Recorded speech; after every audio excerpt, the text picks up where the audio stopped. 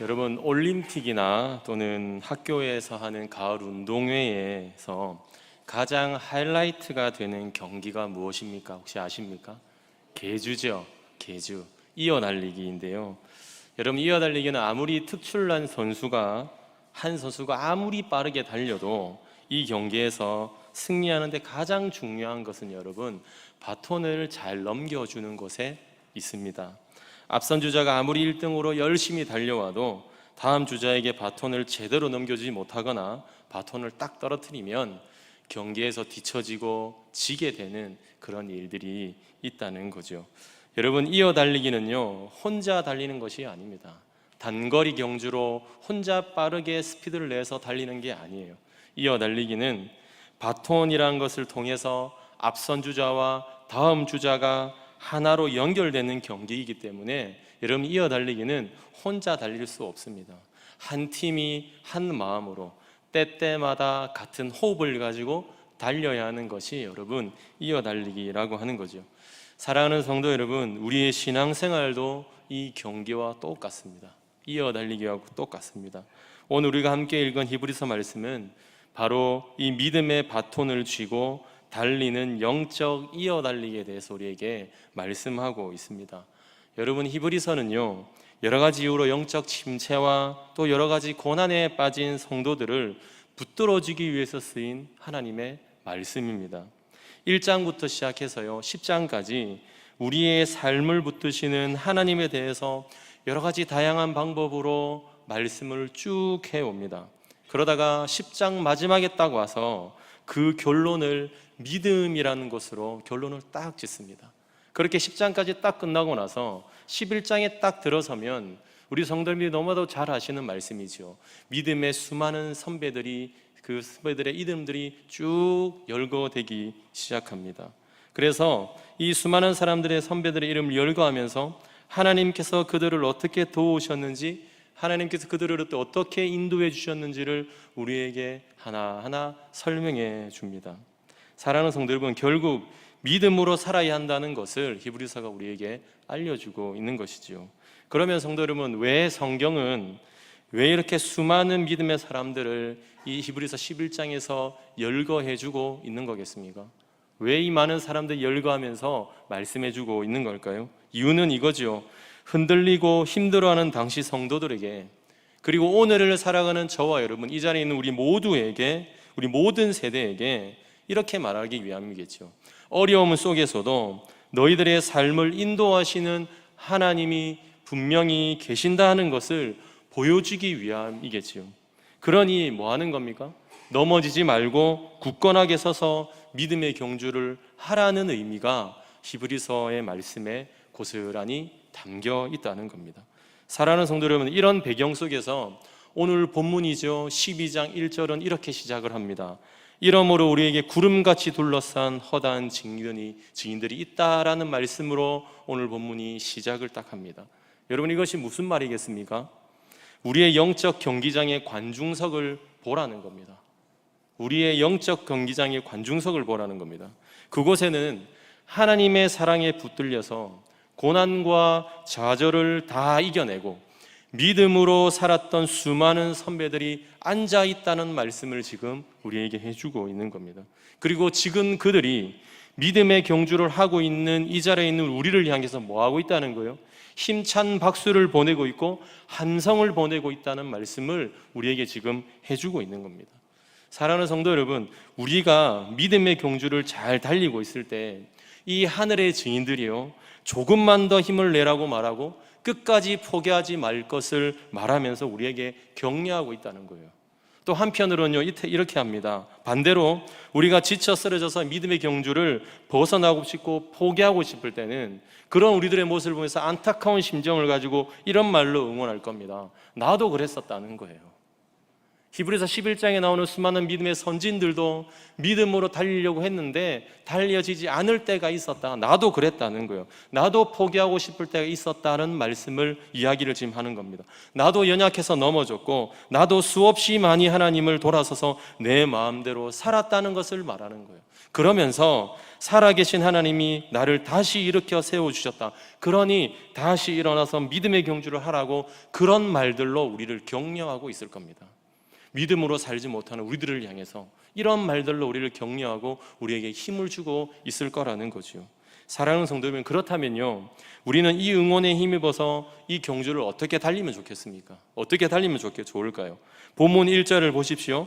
모든 무거운 것과 얽매이기 쉬운 죄를 벗어버리고 인내로서 우리 앞에 당한 경주를 하며라고 그렇게 우리에게 지금 말씀해 주고 있습니다. 사랑하는 여러분, 육상 경기를 보면 육상 선수들의 옷차림이 어떻습니까? 옷차림이 어때요? 최대한 가볍게 입고 나와요. 몸에 딱 달라붙는 그런 옷 입고 달려요. 이 선수들이, 육상 경기하는 선수들이 치렁치렁하게 목걸이 매고 반지 끼고 구두 신고 넥타이 매고 양복 입고 원피스 입고 이렇게 뛰는 사람은 아무도 없어요. 육상 경기 보시면 최대한 가벼운 복장으로 그렇게 경기에 임하는 선수들을 우리가 보게 됩니다. 여러분, 이렇게 달려야 육상 경기할 때 순위가 잘 나온다는 거예요. 마찬가지예요. 우리의 영적인 믿음의 이 경주도 동일합니다. 우리의 몸에 치렁치렁한 것들을 달고 달릴 수 없어요. 우리의 마음에 하나님이 아닌 다른 것들을 마음에 품고 달릴 수 없다는 거예요. 하나님만 딱 바라보고 믿음의 경주를 해야 된다는 이야기를 지금 해주고 있는 겁니다. 여러분, 그러면 우리의 믿음의 경주를 방해하는 무거운 짐은 여러분 뭐겠습니까? 얽매이기 쉬운 죄는 뭐겠습니까? 이런 거 아닐까 생각해 봅니다. 고려신학대학원에서 31년간 교수로 재직 계셨던 신원아 교수님의 책 가운데 죽음에 이르는 7가지 죄라고 하는 책이 있습니다. 그 책에 보면 7가지 죄를 이렇게 이야기합니다. 교만, 질투, 분노, 나태, 탐욕, 탐식, 정력이라고 말합니다. 거기에다가 이 저자가 하나 더 끼워 넣어서 허영이라는 것을까지 딱 해서 총 8가지가 죽음에 이르게 하는 죄라고 이야기합니다. 저는 얽매이기 쉬운 죄, 무거운 짐이 이런 것들이라고 생각해 본다는 거죠. 바로 이런 것들이 우리의 달리기, 믿음의 경주를 방해하는 것들이다라고 생각을 하고 말씀드린다고 하는 사실입니다. 사랑하는 여러분, 이러한 죄의 짐들, 세상의 헛된 욕심들을 다 붙이고 믿음의 경주를 끝까지 할 수 없습니다. 그렇기 때문에 하나님이 아닌 다른 것들, 내 마음을 가득 채우고 있는 수많은 것들을 다 정리해야 되는 거죠.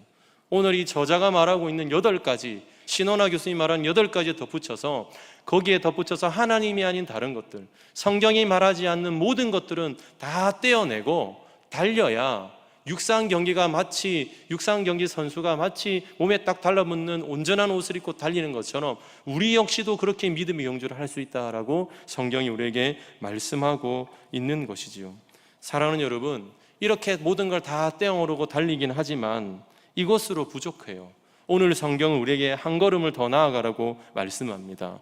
우리가 향해야 하는 분명한 목표점, 표대가 분명히 있다는 것을 우리에게 오늘 본문이 말씀해주고 있습니다. 그래서 본문 2절을 한번 보시면 이렇게 말씀하지요. 믿음의 주여 또 온전하게 하시는 이인 누구를 바라본다고요? 예수를 바라보고 이야기합니다.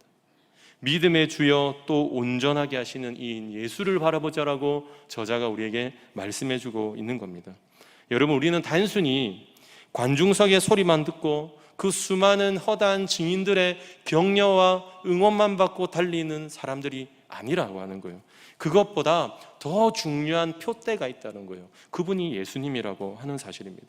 우리의 결승선에, 그리고 우리가 달려가는 믿음의 경주의 순간순간마다 누가 우리를 붙드신다는 겁니까? 주님이 우리를 붙으신다는 거예요. 나의 모든 연약함과 나의 부족함을 십자가의 고난으로 다 받아내어 주신 살아계신 예수님이 두 팔 벌리고 우리를 붙드신다는 이야기를 오늘 본문이 우리에게 해주고 있는 겁니다. 그러니 여러분, 우리가 누구를 바라보며 달려가야 되는 거예요? 예수님 바라보면서 달려가는 거죠.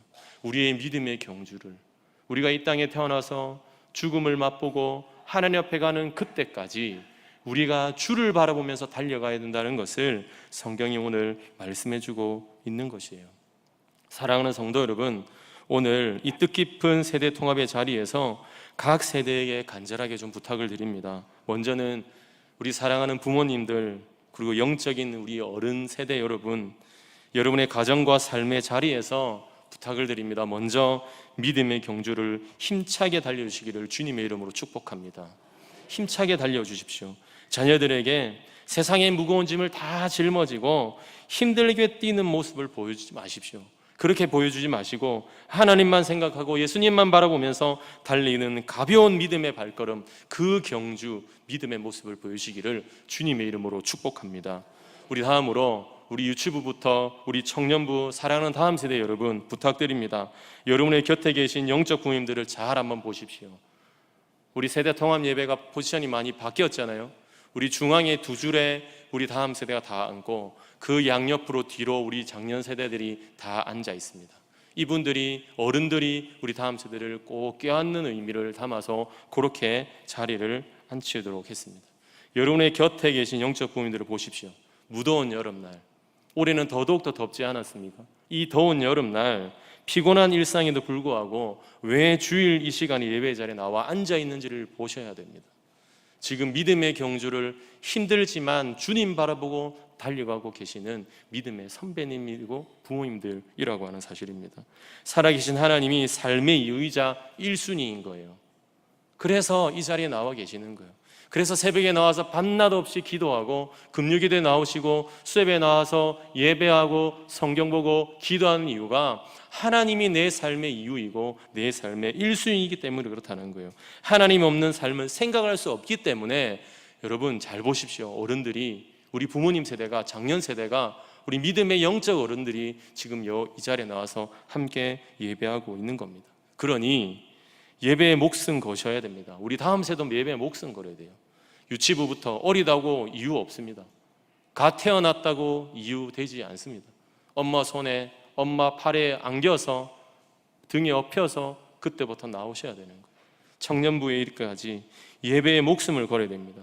다음 세대 여러분들도 이 모습을 보면서 끝까지 믿음으로 잘 달려주시기를 주님의 이름으로 축복합니다. 그러면 여러분, 이제 우리 양옆에 앉아 계신 가족들, 우리 믿음의 지체들 얼굴을 한번 보십시오. 앞뒤로 잘 보십시오. 자, 여러분 웃지 말고 쓱 고개 돌리지 마시고 웃으면서 쳐다봐야 돼요.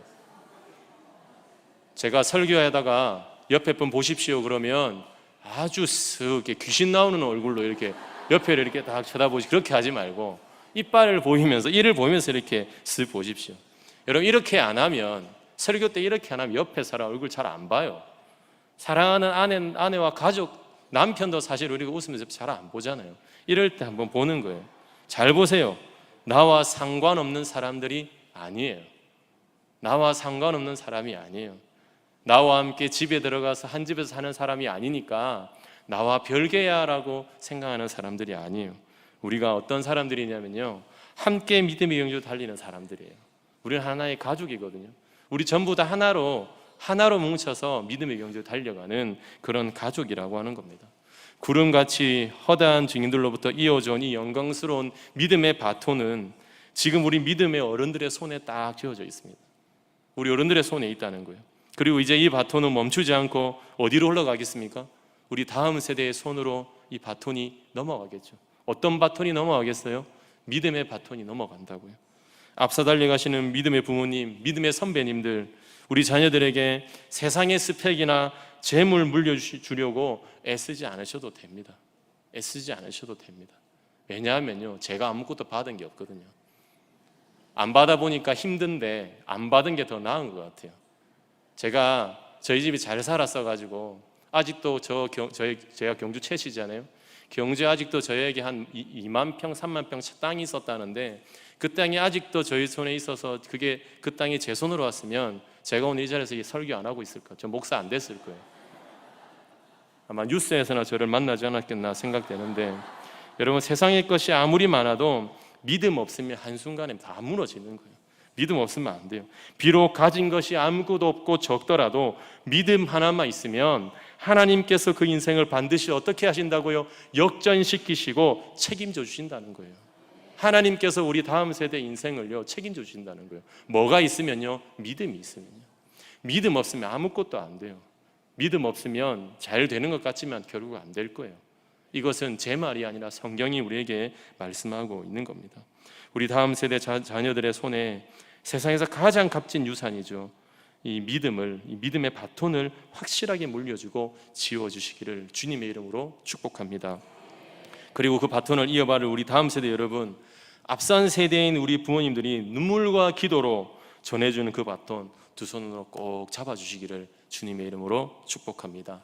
사랑하는 성도 여러분, 믿음의 경주를 인들로서 달려가는 중에 항상 편안한 길만 있지는 않을 거예요. 힘든 일이 있을 겁니다. 오늘 늘 푸른부 설교하는데 우리 어르신들에게 말씀드렸어요. 70년, 80년, 90년 사시는 동안에 잔잔한 호수와 같은 인생이 많으셨어요? 아니면 거센 파도와 풍파가 치는 바다와 같은 그런 인생이 많으셨어요? 물었을 때 후자라고 말씀하셨어요. 힘든 일이 더 많고 웃을 일보다 울어야 될 일이 더 많다는 사실을 우리 믿음의 선배 어르신들이 더 빨리 알고 계시고 그것을 이미 경험하셨기 때문에 그렇게 말씀하시는 것을 보았습니다. 여러분, 숨이 찰 때가 있어요. 우리 다음 세대 여러분 기억하십시오. 숨이 찰 때가 있습니다. 지금 공부하는 거 어렵게 생각하면 안 돼요. 군대 갔다 오고 어른 되면 지금 공부하고 싶을 때가 와요. 어른 되면 목사님은 만약에 저한테 물은다면 저는 고등학교 때로 돌아가고 싶어요. 아무 생각 안 하는 때로, 돈 안 벌어도 되는 때로 돌아가고 싶습니다. 숨이 차고 진짜 숨이 차네요. 숨이 차고 때로는 주저앉고 싶을 때가 있을 거예요. 때로는 그만하고 싶을 때가 있을 겁니다. 그때마다 오늘 본문이 우리에게 말씀해요. 누구를 바라보라는 거예요? 나를 위해 십자가 참으신 누구요? 예수님 바라보라는 거예요. 나를 위해 십자가를 참으신 예수님만을 생각하고 바라보면서 인내로서 이 믿음의 경주를 완주하라고 말씀합니다.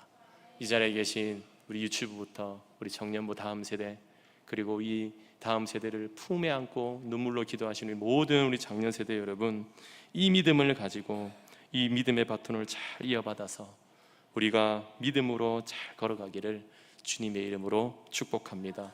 우리 믿음의 바톤을 잘 넘기고 잘 받자는 의미로 우리 앞뒤 좌우로 이렇게 한번 인사하시죠. 믿음의 경주를 잘 합시다. 인사할까요? 믿음의 경주를 잘 합시다. 기도하겠습니다. 하나님 아버지, 세타통한 예배로 온 세대가 한 자리에 모여 예배하게 하시니 감사합니다. 우리 각자가 짊어진 세상의 무거운 짐과 얽매이기 쉬운 죄를 십자가 앞에 모두 내려놓습니다. 모두 다 내려놓고 오직 인내로서 우리에게 주어진 믿음의 경주를 잘 달릴 수 있도록 하나님 은혜 더하여 주옵소서. 앞서 달려가는 우리 부모님과 영적인 어른들이 썩어질 세상의 것이 아니라 영원한 믿음의 바톤을 자녀들의 손에 굳게 잡아주게 하시고, 우리의 다음 세대는 그 바톤을 소중히 이어받아서 세상의 유혹에 흔들림 없이 힘차게 달려나가는 믿음의 군사들이 다 될 수 있도록 은혜 더하여 주옵소서. 이미 주신 은혜와 주실 은혜에 감사드리며 살아계신 예수님의 이름으로 간절히 기도합니다. 아멘.